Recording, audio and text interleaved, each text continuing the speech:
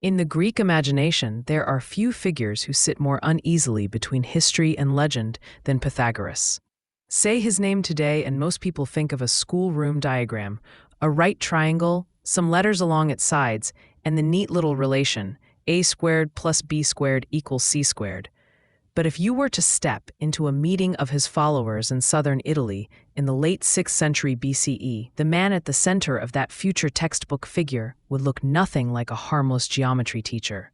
He would seem more like a founder of a religious order, a philosopher of cosmic harmony, and the leader of a disciplined community that treated numbers as the key, not just to triangles, but to the structure of the soul and the order of the entire universe.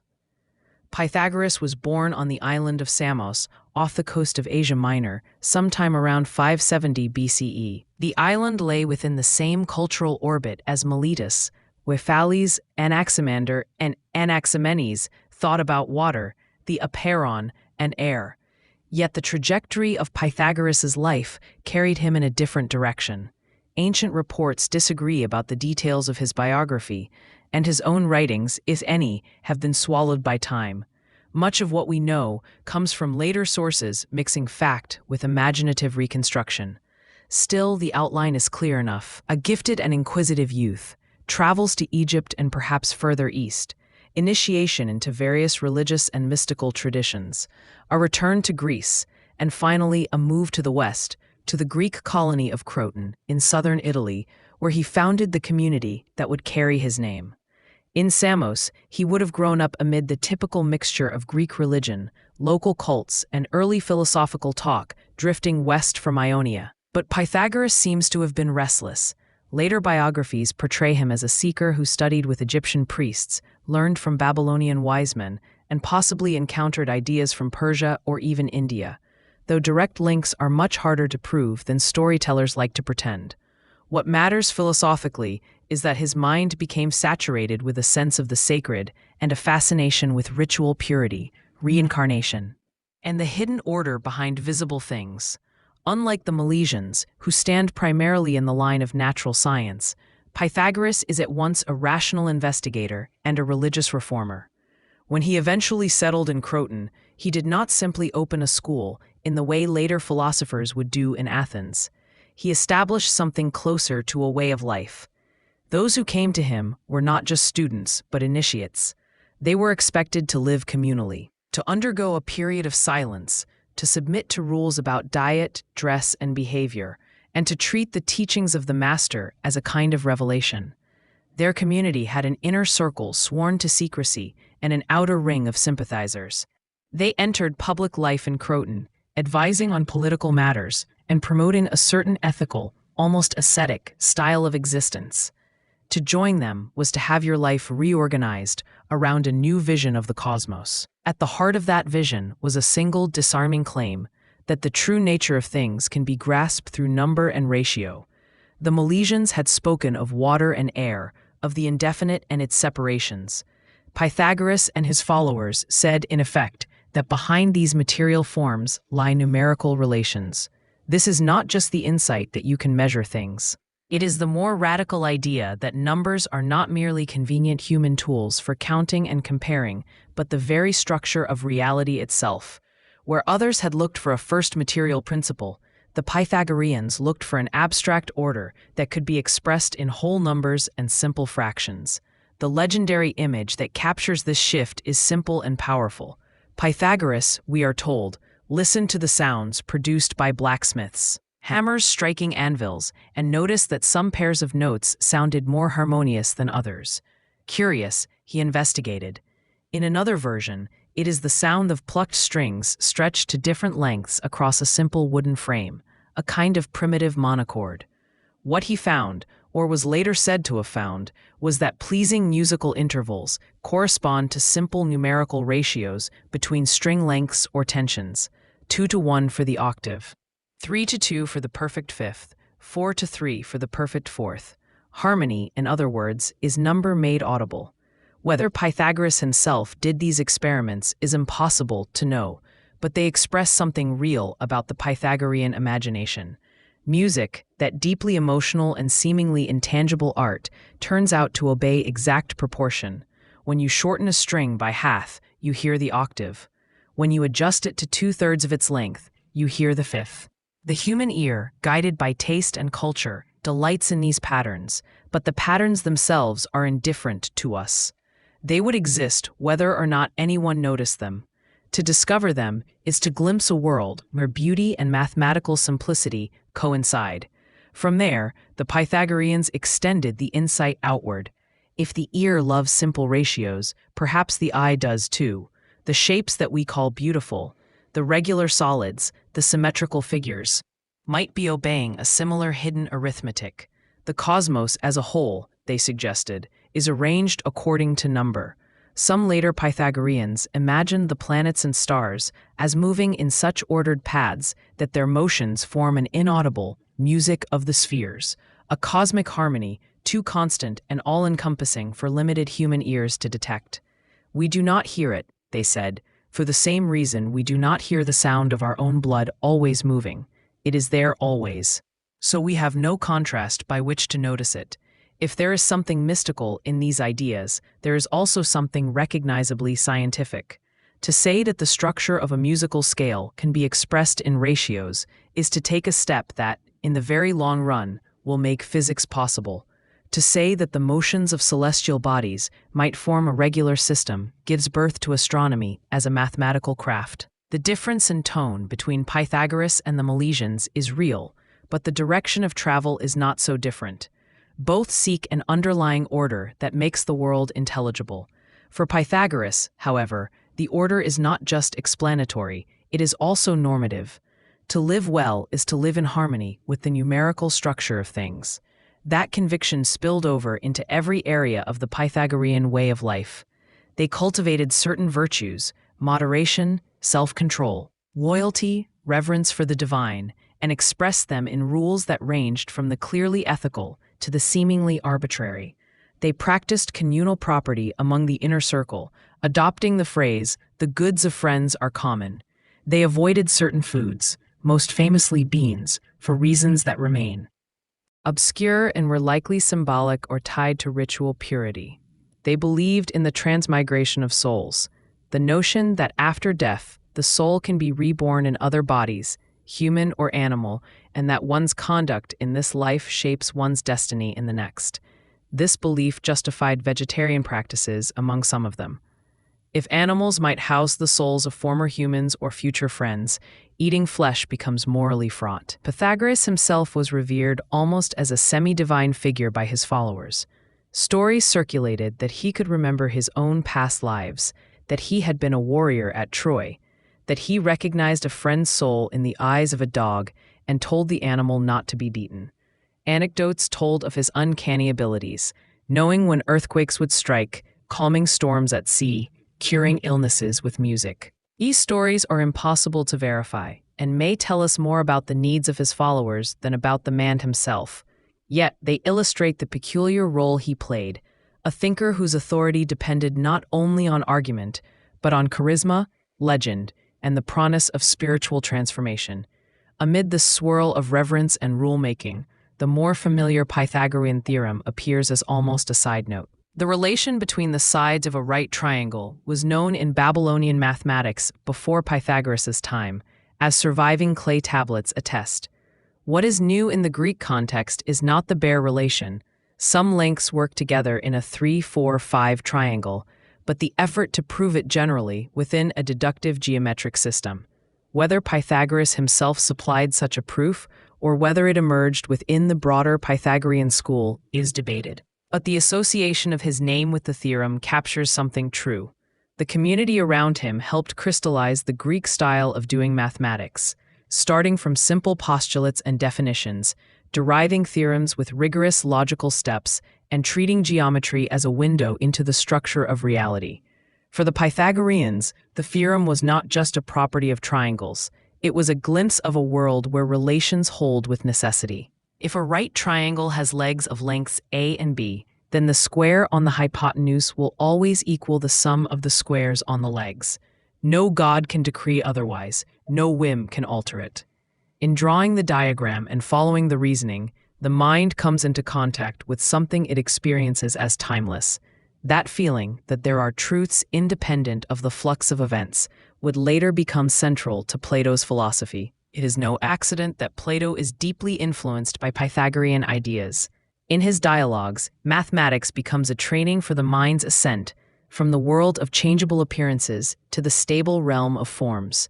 Yet the Pythagorean encounter with number was not entirely reassuring.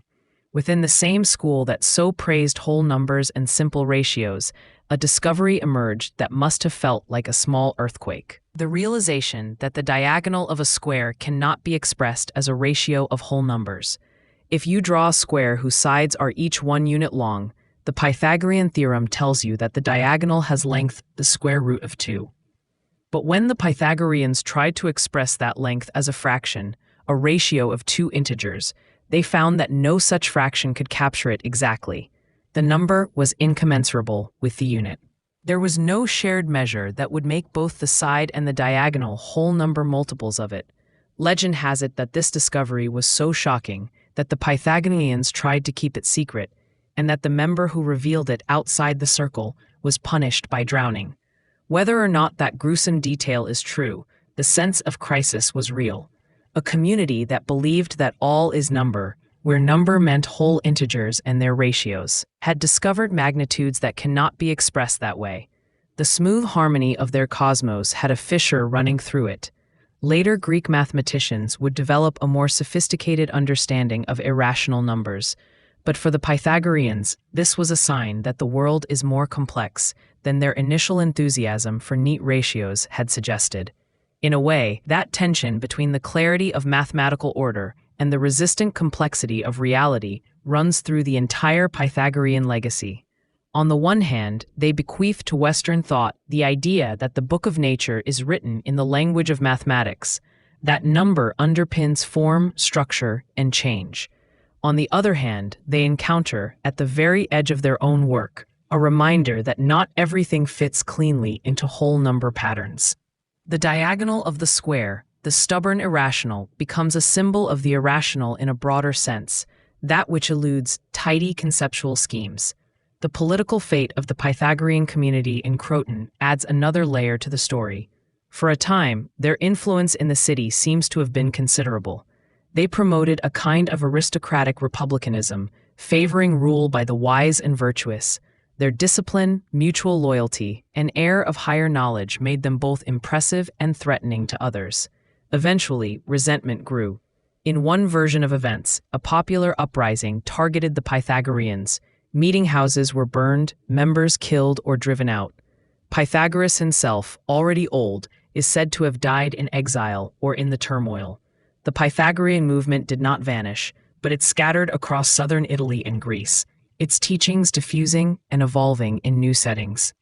That scattering had paradoxical effects. Freed from the immediate authority of the founder and the tight communal structure of Croton, Pythagorean ideas mingled more freely with other strains of Greek thought.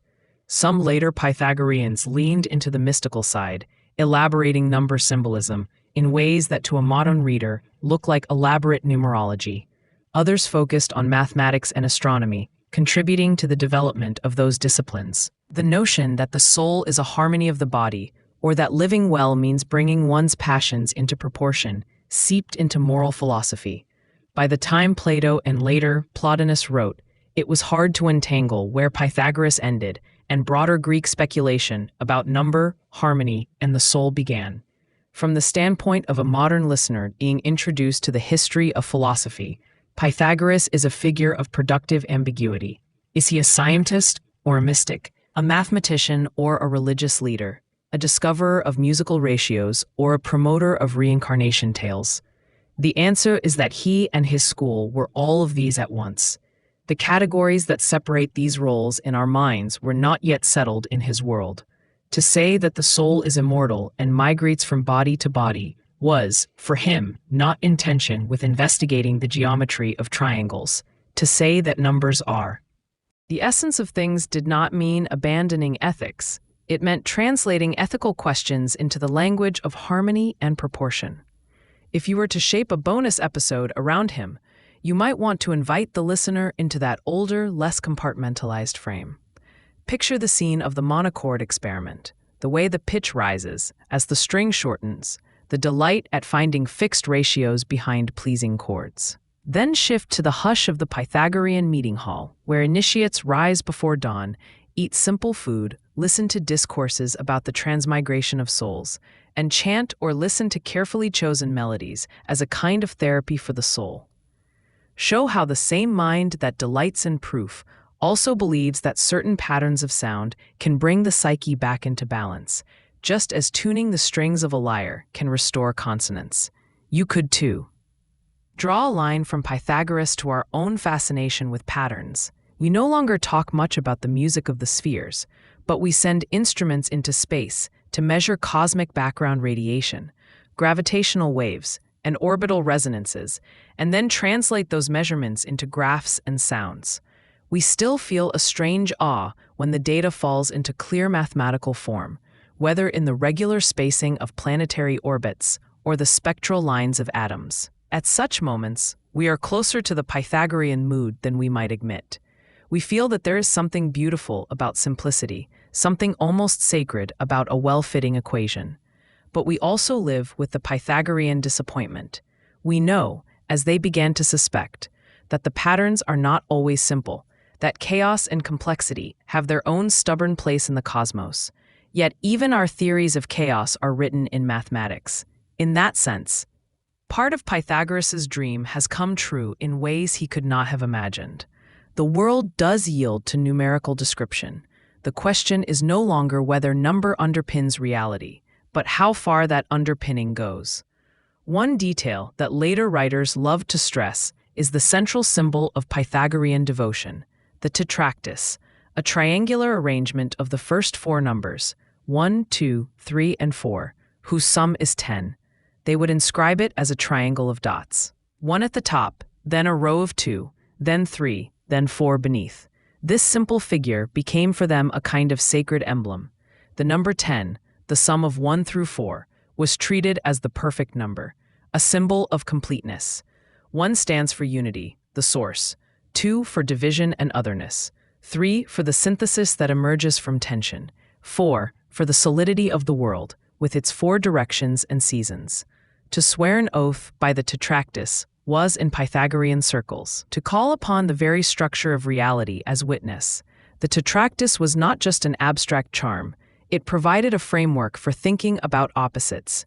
Another Pythagorean teaching spoke of a table of paired contraries, limited and unlimited, odd and even, one and many, right and left, male and female, rest and motion, straight and curved, light and dark, good and bad. These oppositions, they thought, run through every aspect of the world. To understand any phenomenon is to see how these paired principles are at work in it, how limit is being imposed on the unlimited, how unity emerges from multiplicity. Here again, ethical and cosmological reflection intertwine. To live well as a human being is, in part, to side with limit rather than excess, with measure rather than unbounded appetite. But it is also to recognize that the unlimited has its place as the raw material out of which form must be carved. This way of framing things helps explain why the Pythagoreans were so preoccupied with discipline. They were not merely following arbitrary rules for their own sake. They saw themselves as enacting in their daily routines the very patterns they believed structured the cosmos. Rising at regular hours, eating simple food in measured portions, restraining anger and desire, practicing periods of silence and reflection. These were ways of tuning themselves like instruments. Just as a musician checks the interval between strings against a known ratio, the Pythagorean aspirant checked their habits against an ideal of proportion. Excessive grief, excessive laughter, indulgence in food or sex, impulsive speech, all would be signs that one's inner harmony was off. There are tantalizing hints that women played an important role in this community. Names like Fiano, Damo, and Mia appear in later lists of Pythagorean writers or disciples. Some ancient authors attribute treatises on household management, child-rearing, and virtue to female Pythagoreans, though it is hard to know how reliable these attributions are. Still, The mere presence of these names suggests that the circle around Pythagoras was less strictly male than many later philosophical schools. If true, this would fit with their emphasis on the soul's immortality and transmigration. If the same soul can live many lives in different kinds of bodies, the strict social hierarchies of gender and status lose some of their metaphysical weight. The virtues of self-control, justice, and harmony would apply to men and women alike. Daily life in the Pythagorean community, as reconstructed from later testimony, had a distinct rhythm. Newcomers might spend years as akousmatikoi, listeners, bound to hear and memorize the master's sayings without yet being initiated into the deeper explanations. Only after proving themselves through silence, obedience, and the adoption of Pythagorean habits would they become mathematikoi, students of learning, and be allowed to engage in open discussion and inquiry. This staged initiation mirrored their broader view of education. The soul must first be shaped by habituation and reverence before it can fruitfully grasp the reasons behind things. Knowledge without discipline, they feared, would lead to arrogance rather than wisdom. Within this structure, mathematics had a strange double role. On the one hand, it was a high intellectual pursuit, training the mind to think with clarity about necessary truths. On the other, it was almost liturgical, part of the community's spiritual practice. Contemplating numerical relations was a way of aligning oneself with the divine order. The Pythagoreans did not yet have anything like our modern separation between pure and applied mathematics. To work out a geometric proof or explore numerical patterns in musical harmony was at once an exercise of reason and a kind of devotion. The influence of Pythagorean ideas on Plato is clearest in dialogues like the Timaeus, where the structure of the cosmos is described in terms of geometrical solids and mathematical ratios, and in the Republic, where the education of the guardians includes a long course in arithmetic, geometry, astronomy, and harmonics. Plato takes over the thought that the visible world is shaped by intelligible forms that can be grasped best through mathematical thinking. He also inherits and transforms the Pythagorean intuition that the soul is akin to the order of the heavens. When Socrates in the Phaedo speaks of the philosopher as someone who practices dying and death by detaching the soul from the body's distractions, one can hear distant Pythagorean tones about reincarnation and the soul's journey. Much later, in the Hellenistic and Roman periods, so-called Neo-Pythagoreans revived and elaborated the old doctrines. They combined Pythagorean number symbolism with Platonic metaphysics and various Eastern religious currents, producing a lush synthesis in which numbers, planets, metals, virtues, and divine names all corresponded.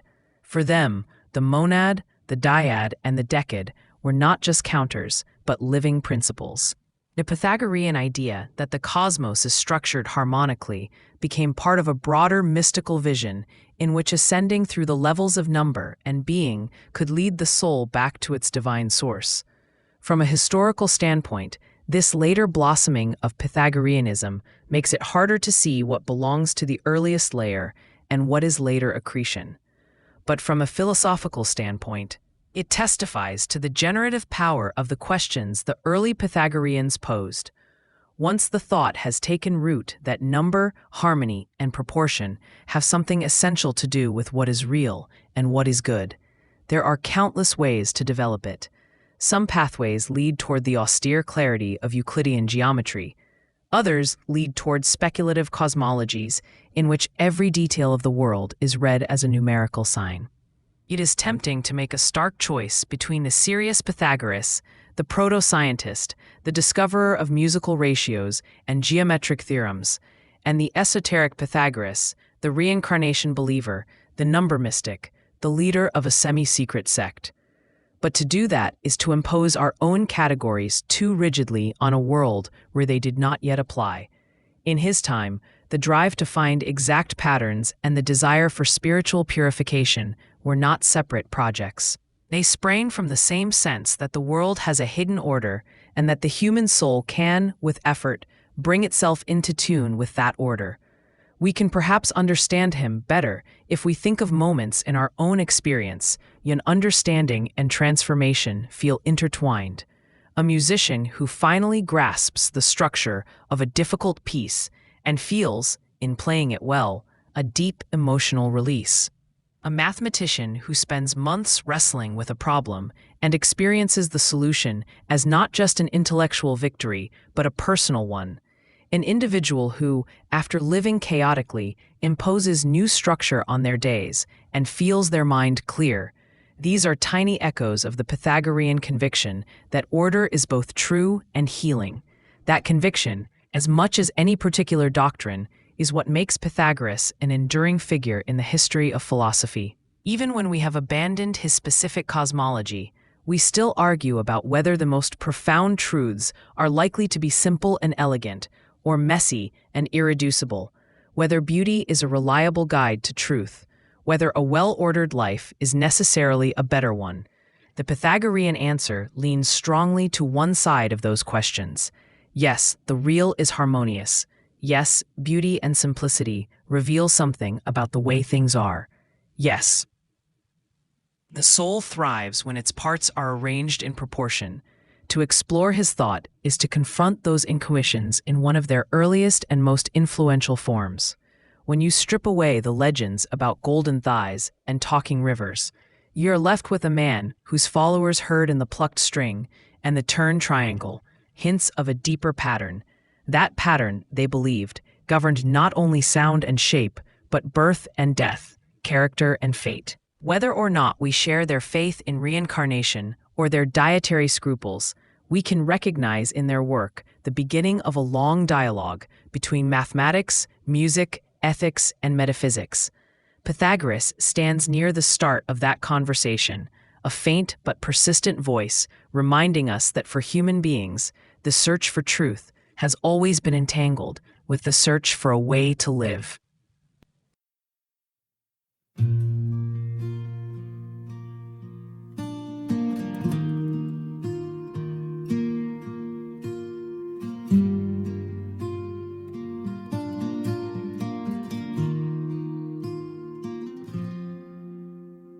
Midnight rails under silver moon, dusty boots on a winding road. A shadow's the only friend I've known since she packed up and let me go.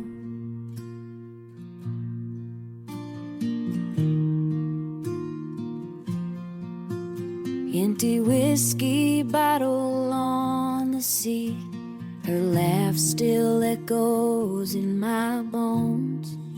The saddle's heavy with memories. I ride alone where the wind still blows. Nowhere else to be, nowhere else to be, nowhere else to be.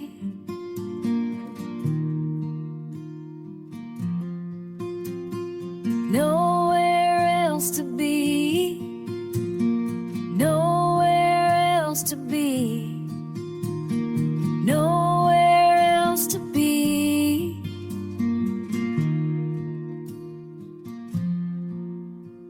Sunrise paints the horizon gold, but it don't warm a lonesome soul. Every town I pass feels half her size. Every trail's haunted by goodbye. I whisper prayers to open skies, hoping someday my heart'll find a brand new path beyond the pain, where broken hearts can heal in time. Nowhere else to be, nowhere else to be, nowhere else to be.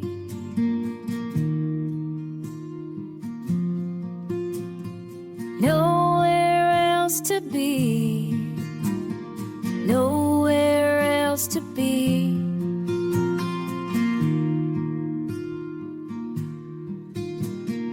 Nowhere else to be.